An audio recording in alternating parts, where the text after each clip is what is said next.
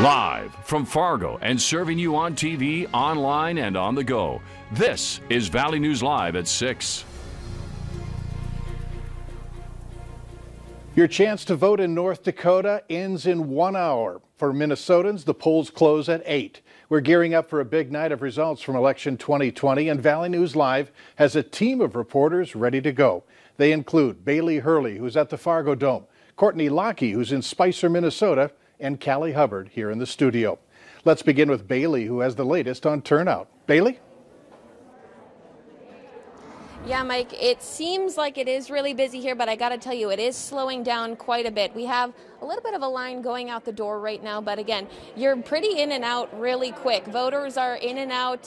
We've kind of tried to time it out. Somebody gets their ballot, and by the time they walk out that door, it's about a 5-minute process here. But I do want to point out that we did just have a voter who walked through the door who said that he came here to the Fargo Dome because the line was so incredibly long at the Ramada. So if you are one of those people who has not cast their ballot yet, I recommend going somewhere that is not quite as busy. Again, the wait here only about 5 minutes, in and out relatively quick.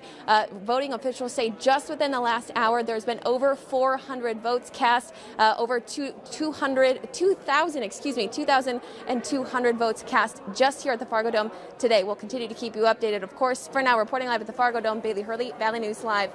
All right, thanks, Bailey. The biggest race in the Valley this election is for the Minnesota U.S. House for the 7th District. It's between Republican challenger Michelle Fischbach and longtime incumbent DFLer Collin Peterson.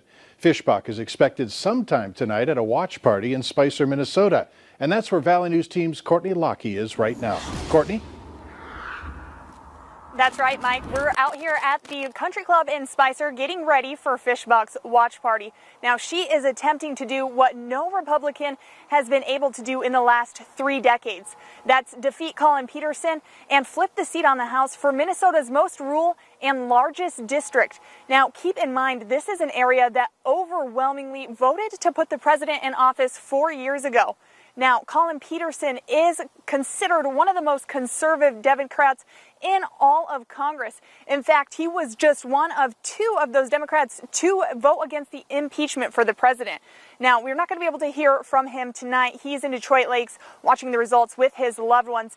But we will be following this race as it is a narrow one and bringing you updates. Hopefully we have those tonight. But with the court saying that we could be getting absentee ballots as late as November 10th, we'll have to watch and see.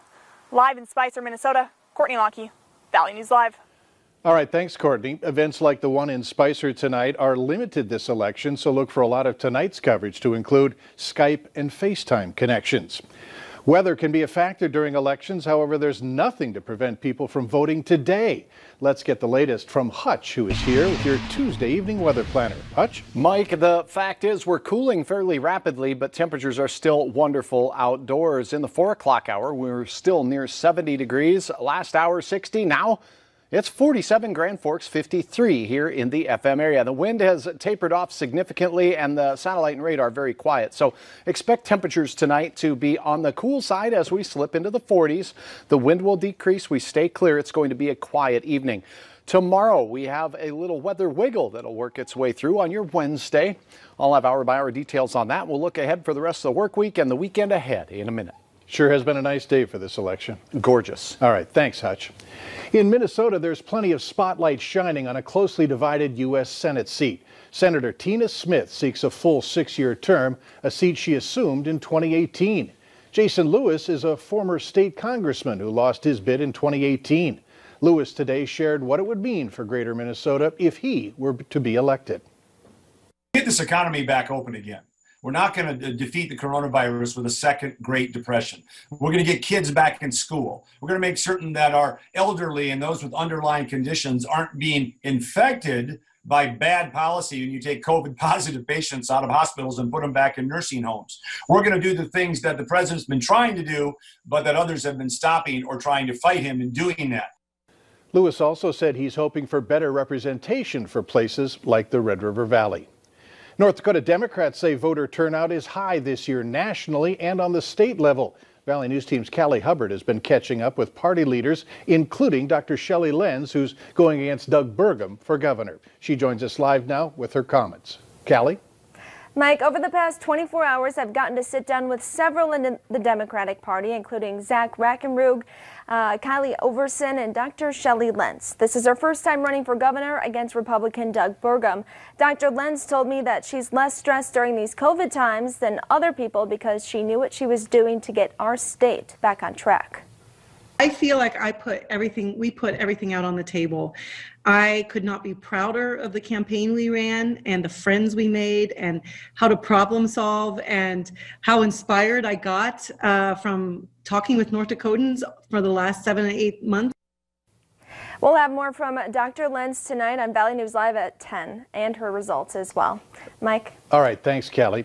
As people flocked to the polls today, Democrat Joe Biden had a homecoming in Scranton, Pennsylvania, before heading off to events across the crucial battleground state.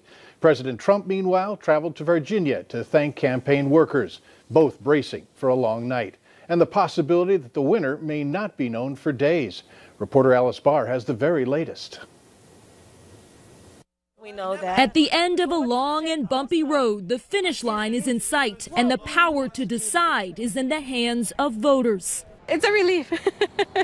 Now we just have to wait for the outcome. With nearly 100 million ballots cast early, final totals are set to smash records. There's nothing like election.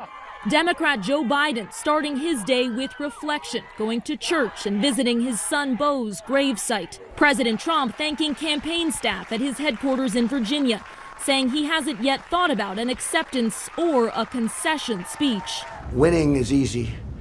Losing is never easy. Not for me, it's not. Biden back in critical battleground Pennsylvania. In Philadelphia, saying voter turnout gives him confidence. We're going to win Pennsylvania because of you.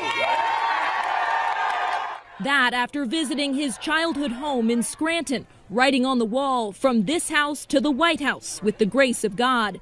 President Trump insisting we should know the results tonight, despite several states warning it will take days to tally up all the votes. You have to have numbers. You can't have these things delayed for many days and maybe weeks. You can't do that. The whole world is waiting. Voters anxious for a resolution. I think it's been really stressful for me, for everybody. I hope that we kind of transition to a better point moving forward. Election officials urging patience, calm, and faith that every vote will count. Joe Biden is watching results in Delaware tonight. President Trump is at the White House with 300 to 400 guests gathering for an event in the East Room. Everyone will be tested for COVID before entering. Stick around later on Valley News Live at 6. The jury renders a verdict in the case of a man accused of killing his father in Fargo.